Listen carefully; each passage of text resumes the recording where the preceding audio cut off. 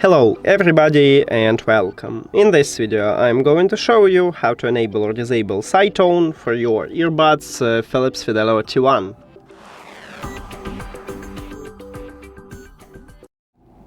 You have to start by open Philips headphones application. And of course you need to add your earbuds to the app. Then you will see the same menu and you need to go to the settings at the right bottom. Now click at the call line, and right here we have SideTone. To enable it you need to tap one time and the slider near to it if the slider have empty background. Now this mode lets you hear your voice during the call, so you will speak more naturally and do not shout. It's like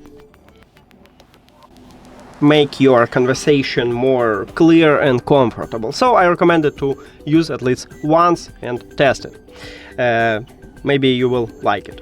To disable it you need to tap again at the slider, but if the slider have colorful background.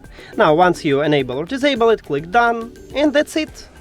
Thank you for watching this video. If you found it helpful, please consider subscribing to the channel and leave the like on the video. See you later!